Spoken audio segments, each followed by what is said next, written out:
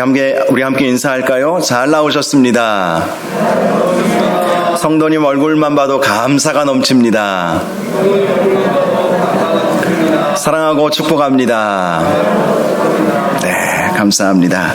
오늘 감사하는 성도들이 받는 축복, 감사하는 성도들이 받는 축복이라는 제목으로 추수감사절 하나님의 말씀을 함께 나누겠습니다. 여러분이 아시는 분들은 아실 텐데요. 김석균 복음성가 작곡가가 계신데요. 이분이 작곡하신 왜 나만 겪는 고난이냐고 라고 하는 그러한 찬양이 있습니다. 자, 이 찬양이 만들어진 배경에 대해서 김석균 작곡가가 이런 이야기를 들려주었습니다. 한 가난한 집사님이 월세집으로 이사를 하게 되었습니다.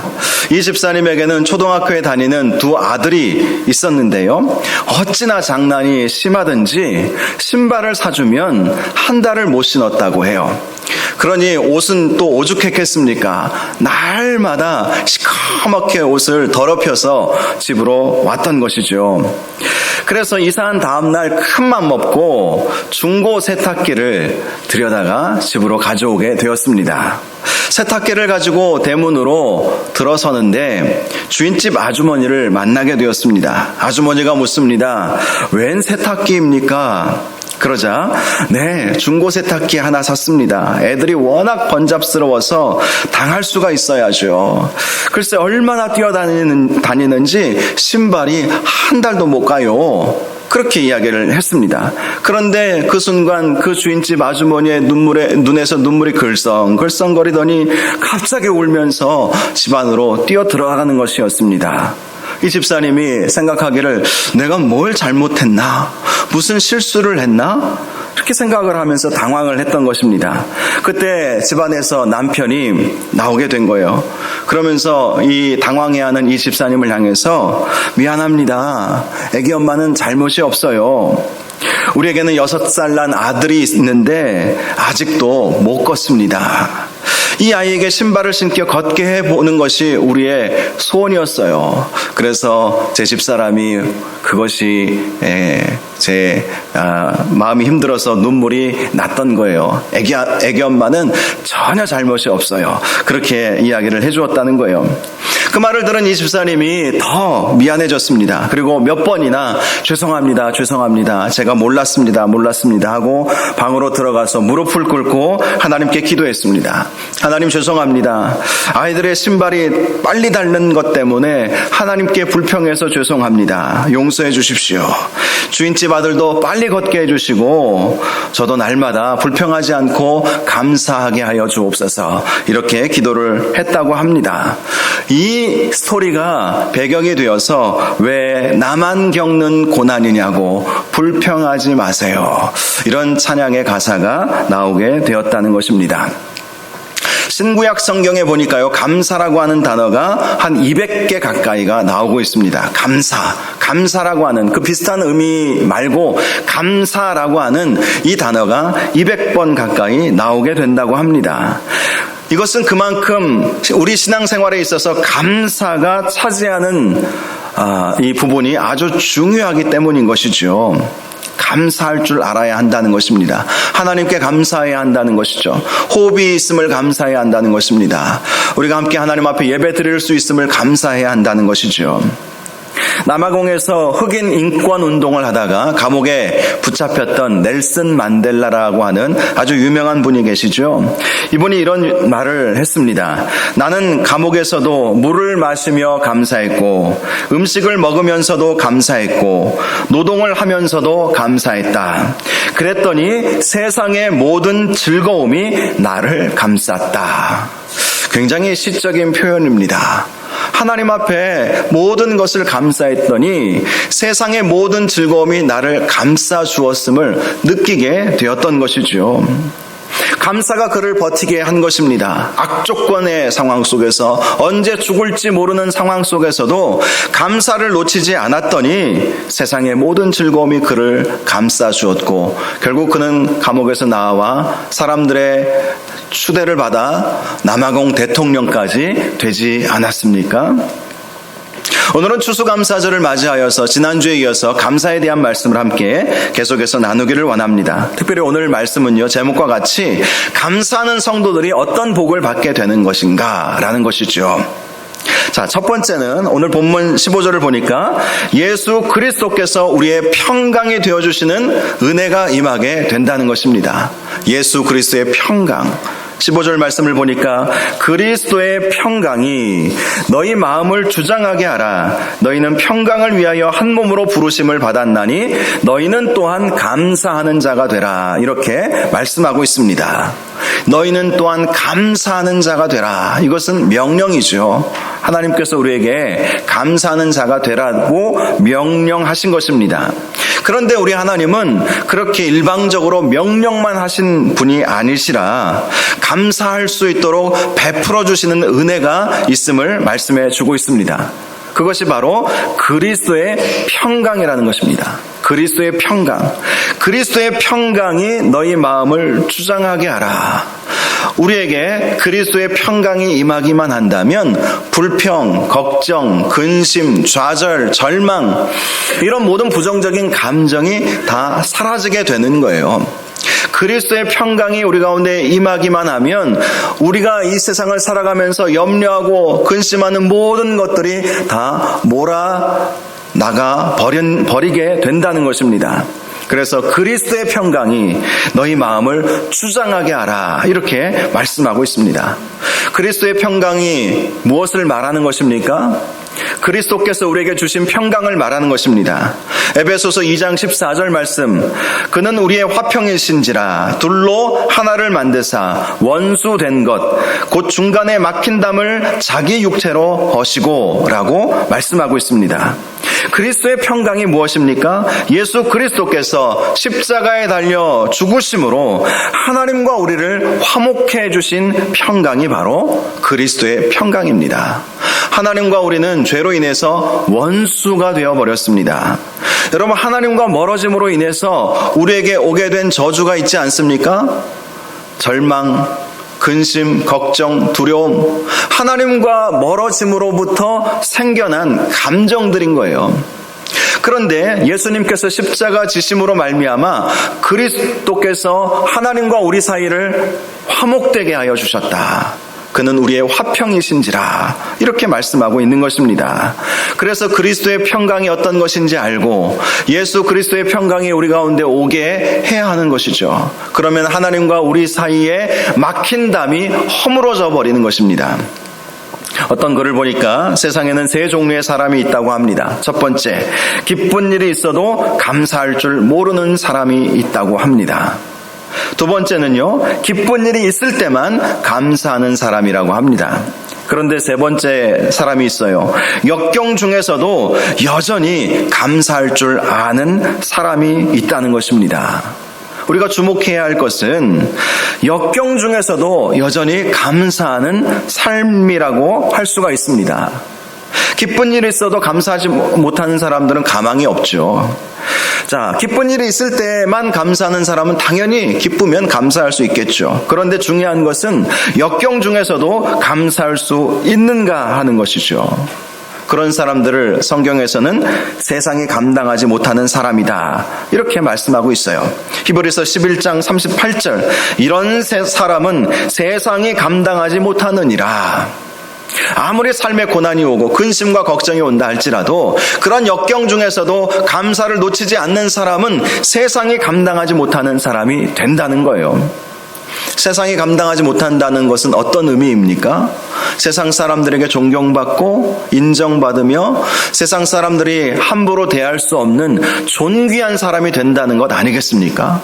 실제로 감사하지 못할 상황에서도 감사할 줄 알고 얼굴을 밝게 하고 다니는 사람들을 보면 세상 사람들이 겁을 먹습니다. 함부로 대할 수 없는 사람이구나. 지난 3주 동안 다니엘 기도회 여러분 꾸준히 참여하신 분들도 많이 계실 텐데요. 우리는 20번의 간증을 들었어요. 그런데 간증하시는 분들의 공통점이 무엇일까? 제가 가만히 보니까 감사였어요. 감사. 어떤 분은 어머니만 4명이신 분이 계셨습니다. 그러면서 기도 제목을 하나 내놓으셨죠. 4번째가 마지막이기를 기도해달라고. 5번째 어머니는 절대 생겨나지 않기를 기도하는 그 기도 제목도 있었어요. 아버지가 한량이셨던 것이죠. 그런 상황 속에서도 결국 그분을 살린 것은 하나님 만나고 하나님 앞에 감사할 줄 알았기 때문인 것입니다. 예루살렘의 테러 현장에서도 하나님께 감사할 줄 알았기에 그가 절망하지 않고 그 고통을 이겨내서 지금은 정상적으로 살아갈 수 있게 된 것 아니겠습니까? 얼굴이 다 문드러져 버리는 상황, 김희아 집사님 이야기, 결국 감사가 그 집사님을 살려냈던 것이죠. 아이가 불의 사고로 감전사고를 당해가지고 손가락이 다 터져버리는 그런 상황 속에서도 그 아이 붙잡고 하나님 앞에 감사하고, 그 아이가 나중에 내가 어떻게 이런 상황 속에서 하나님 앞에 기도했는지 다 찍었다고 하지 않습니까? 여러분, 세상이 감당하지 못하는 사람들의 특징은 아무리 어렵고 힘든 상황이라 할지라도 감사를 놓치지 않는 사람인 것이죠. 바로 그리스도의 평강이 임한 사람들인 것입니다. 저와 여러분이 그리스도의 평강이 임함으로 아무리 상황이 어렵고 힘들어도 하나님 앞에 감사할 수 있기를 바랍니다. 그러면 하나님께서 그리스도의 평강을 더해서 은혜와 복을 우리에게 반드시 허락하여 주실 줄 믿습니다. 두 번째, 우리가 감사해야 할 이유는 하나님께 나아가 예배의 은혜를 누릴 수 있게 되었기 때문입니다. 오늘 본문 16절을 보면 그리스도의 말씀이 너희 속에 풍성히 거하여 모든 지혜로 피차 가르치며 권면하고 시와 찬송과 신령한 노래를 부르며 감사하는 마음으로 하나님을 찬양하라고 말씀하고 있습니다. 그렇죠. 우리가 하나님의 백성이 되어서 하나님께 나아가 그리스도의 말씀을 풍성히 거하게 하고 또 시와 찬송과 신령한 노래를 부르며 하나님 앞에 예배 드릴 수 있게 된 것은 정말 하나님 앞에 감사해야 할 일인 것입니다. 하나님 앞에 예배할 때 하나님은 반드시 우리에게 은혜를 주십니다. 예배하는 자에게 하나님께서 베풀어 주시는 은혜와 축복이 있어요. 이런 코로나 상황 속에서도 사모하는 마음으로 현장에 나오셔서 또 온라인으로 예배드리시는 모든 분들에게 이런 하나님의 은혜가 있을 줄 믿습니다. 예배하는 자는 하나님께서 반드시 복을 허락하여 주세요. 시편 50편 23절을 보니까 감사로 제사를 드리는 자가 나를 영화롭게 하나니 그의 행위를 옳게 하는 자에게 내가 하나님의 구원을 보이리라 라고 말씀하고 있습니다. 우리가 감사하는 마음으로 하나님께 제사를 올려 드릴 때에 하나님께서는 구원을 보여주시겠다라고 약속해 주신 것입니다. 이 구원은 우리가 죽어서 천국 가는 구원만을 의미하는 것이 아닙니다. 우리의 삶에 많은 시련과 역경들이 온다 할지라도 그런 상황 속에서 구원하여 주시는 은혜가 있게 된다는 것이죠. 지난 금요일 날 우리가 간증의 말씀을 들었던 것처럼 내가 사망의 음침한 골짜기로 지날지라도 해를 두려워하지 않을 것은 주께서 나와 함께 하심이라. 자, 이러한 주께서 함께 하시는 은혜가 누구에게 임하겠습니까? 하나님 앞에 나와 예배하는 사람들에게 임하게 되는 것이죠. 그런데 우리가 이렇게 하나님 앞에 나와 예배 드릴 수 있게 되었다는 사실이 얼마나 감사한 일이겠습니까? 1998년 한 해 동안 미국의 듀크 대학 병원에 해롤드 퀘니히 박사와 데이빗 라슨 박사가 연구를 했다고 해요. 자, 이분들이 연구했던 것은 과연 주의를 지키며 예배하는 사람들에게 어떤 육신적인 변화가 있게 되는 것인가, 이 부분을 연구를 했다고 합니다. 미국 사회가 그래도 기독교적인 분위기 가운데 있기 때문에 이런 연구 결과들이 참 많이 나와요. 설교를 준비하면서 자료를 찾아보니까 이 내용만도 1시간 이상을 말씀드릴 수 있겠더라고요. 각 연구단체들마다, 각 박사들마다, 정신과 의사들마다, 또 여러 병원들마다, 연구소들마다 신앙생활과 또 육신의 건강의 관계에 대해서 많은 연구 결과들을 발표하고 있는데요. 이 두 분의 결과에 의하면 매 주일 교회에 나가는 사람들은 병원에 입원할 확률이 그렇지 않은 사람들보다 더 적다, 이렇게 말을 해주고 있습니다. 설령 입원할지라도 치료 경과가 빠르다. 입원 기간이 짧다. 자, 왜 그러겠습니까? 하나님 앞에 감사로 제사를 드리는 자에게 하나님께서 구원을 베풀어 주시는 은혜가 임한 것입니다. 예배 드리는 사람들과 그렇지 않은 사람들 수명을 조사해 보니까요, 하나님 앞에 매주일 예배 드리는 사람이 평균 7년을 더 산다. 안 믿는 표정이신 것 같은데 그렇습니다. 그런 통계 자료를 제시해 주었어요. 또 그 다음 해에 이 두 분이 4,000명의 우울증 환자를 조사를 했습니다. 그런데 예배하여 찬송과 기도를 드리고 말씀을 듣는 사람들은 그 우울증의 치료 효과가 탁월했다, 이렇게 발표를 했습니다. 왜 그랬겠습니까? 예배에 감격이 있고 은혜가 있고 치유가 있기 때문인 것이죠. 요한 3서 2절 말씀, 사랑하는 자여 내 영혼이 잘됨 같이 내가 범사에 잘되고 강건하기를 내가 간구하노라. 영혼이 잘돼야 범사가 잘되고 강건함의 복이 오게 된다는 것입니다. 이건 상식적으로 맞는 말이에요. 우리의 영혼이 잘 돼야 마음의 평안함이 오죠. 그리스도의 평강이 우리에게 임합니다.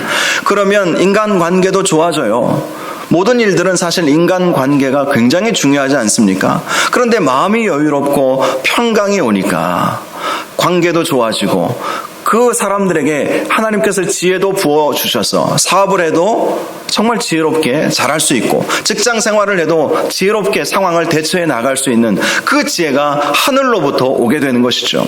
영혼이 편해지면, 영혼이 잘 되면 마음의 평강이 오지 않습니까? 그러니 질병에 걸릴 확률도 많이 낮아지는 거예요. 어떤 의사가 만약에 스트레스가 사람들에게 없다면 병원은 문을 닫을 것이다. 병원에 올 필요가 없다는 거예요. 모든 사람들의 병의 그 근본을 보니까 마음이 어렵고 괴롭고 힘들고 불안하고 좌절감, 절망감, 이런 것들 때문에 그 스트레스에 의해서 없던 질병도 자기 스스로 만들어가고 있다고 그분은 그렇게 설명을 했던 것입니다. 그러니 영혼이 잘 되면 범사가 잘 풀리고 강건함의 축복을 받게 되는 것은 당연한 것 아니겠습니까? 그런데 그 영혼의 잘됨이 어떻게 올 수 있겠습니까? 하나님 앞에 예배 드릴 때 오게 되는 것이죠. 우리 하나님은 말씀을 통해서 우리에게 은혜를 주십니다. 또 찬송 가운데 우리 하나님은 거하시기 때문에 우리가 하나님을 전심으로 찬양하면 하나님은 우리를 만나주세요. 많은 분들의 간증, 공통된 간증이 어떤 특별한 하나님과의 만남, 예배의 자리에서 은혜 받아서 그의 삶이 변하게 되었다는 간증. 참 아주 비슷한 케이스들을 몇 번 봤어요. 이번 다니엘 기도회 때 내용을 보니까요. 억지로 수련회 갔는데 그 수련회 가가지고 은혜를 받은 거예요. 첫째 날, 둘째 날은 막 은혜 받기, 그 자리에 앉아 있는 것이 너무 힘들었는데 갑자기 은혜가 임하는 것이죠. 그래서 막 눈물, 콧물 막 다 쏟고, 그래서 변화가 되어서 하나님 앞에 헌신하는 그러한 또 쓰임받는 사람이 되었다. 이런 간증들 계속해서 나오지 않습니까? 저도 재수할 때에 온누리교회 찬양집회 가가지고, 서울 온누리교회 찬양집회 가가지고 은혜 받고 다시 한번 결단하고 목회자가 되기로 서원을 했던 적이 있습니다. 제가 SC 사역을 우리 대전 지역 안에 있는 목사님들과 함께 하고 있지 않습니까? 그 간증을 들으면서 우리가 목사님들이 참 한 10명 가까이 되는 목사님이 매년 수련회를 준비를 하고 있는데 때로는 이 수련회를 통해서 과연 은혜 받는 아이들이 있을까? 우리는 모르지만 그러나 한 사람이라도 은혜 받고 그의 삶이 변화만 된다면 이건 수집 맞는 장사다. 저는 그런 생각을 이번에 간증을 듣고 하게 됐어요. 수천만 원의 재정이 들어가는 일이고 나름대로 목회하느라 바쁘지만 다음 세대 아이들 세워야 되겠다, 청년들 세워야 되겠다, 시간 내서 재정 투자해서 노력하는 그 수고가 과연 얼마나 열매가 있을까, 그런 회의감이 들 때가 있거든요. 그런데 그 간증의 내용들을 들어보니까 한 사람이라도 바뀌면, 이승재 목사님 같은 경우도 그렇잖아요. 그 사람이 바뀌니까 중국 선교를 하게 되고 또 한국교회 와서 또 많은 사람들을 깨우는 일들을 하게 되고 CCC 간사가 돼서 청년들을 일으키는 일들을 하게 되는 그 놀라운 역사가 일어나지 않았습니까? 한 사람 은혜 받았는데 그 한 사람 통해서 놀라운 복음 전도의 역사들이 일어나게 되었던 것이죠. 여러분, 하나님 앞에 나와 예배 드리면 하나님께서 반드시 우리에게 은혜를 주세요.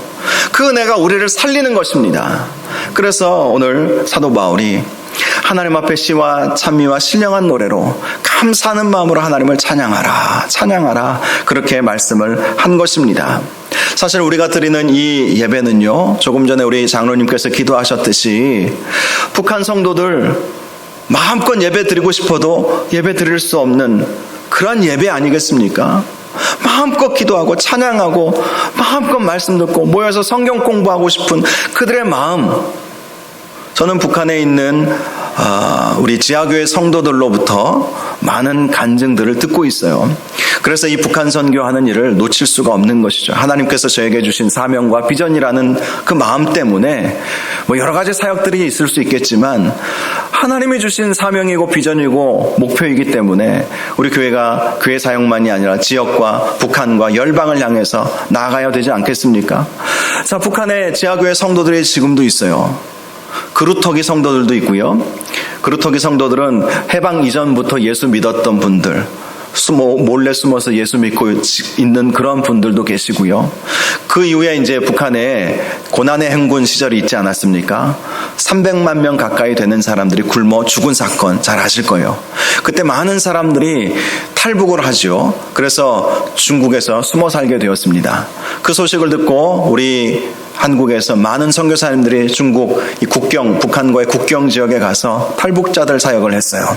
그들에게 복음을 전하고, 그래서 일부는 한국으로 데리고 오고, 또 일부는 여전히 중국에서 숨어 살고 계시고 거기서 신앙생활하고 계시고, 또 일부는 복음 들고 죽으면 죽으리라는 마음으로 북한에 들어가신 분들도 굉장히 많이 있습니다. 굉장히 많아요. 그래서 그분들이 암암리에 복음을 전합니다. 그리고 함께 335 한 대여섯 명씩 모여서 가정교회를 이루고 신앙생활을 하고 있어요. 그분들이 마음껏 예배 드릴 수 있겠습니까? 숨어서 몰래 조용히 예배 드릴 수밖에 없는 거예요.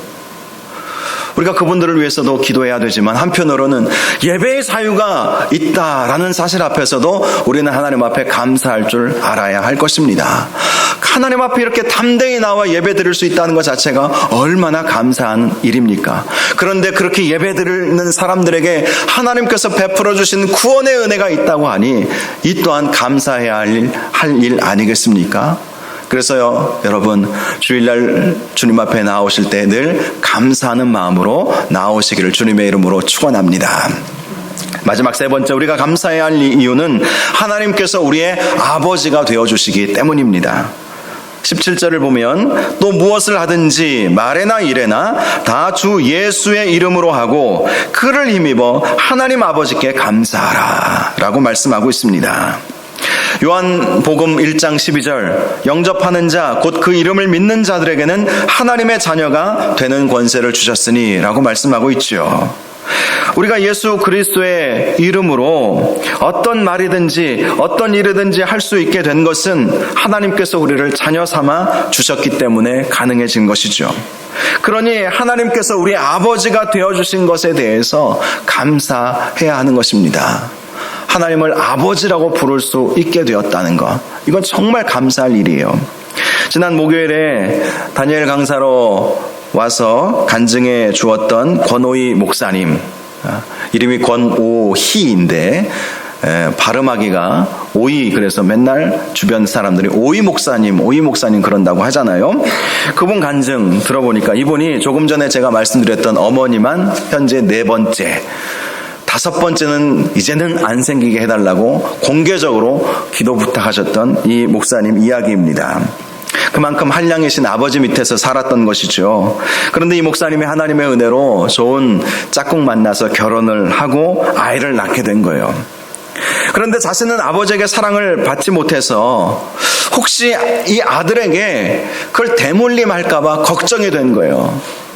폭력적인 가정 밑에서 자녀가 자랐을 때는 그걸 대물림하는 경우가 많이 있다고 하잖아요. 그런데 이제 그걸 미리 알고 차단하면 되는데 차단하지 못하는 경우는 똑같이 내가 싫어하는 아버지의 모습이 똑같이 내 자녀에게 행하는 그런 모습을 보일 수 있다고 많은 사람들이 그런 이야기를 합니다. 그래서 혹시나 내가 목사가 되었어도 아버지에게 받지 못한 그 사랑, 아버지의 그 무관심, 그것 때문에 그것이 자녀에게 대물림 될까봐 일부러 의도적으로 이렇게 이야기한대요. 아들에게 아빠가 이한이를 너무 많이 사랑해. 그렇게 이야기를 한답니다. 그러면 아들이 아니야, 아빠가 내가 아빠를 더 사랑해. 그런데요. 그러면 아빠가 아들에게 아니야, 아빠가 너를 더 사랑해. 그러면 아들이 아니야, 내가 아빠를 더 사랑해. 이렇게 닭살 돋는 부자지간이 되었다고 해요.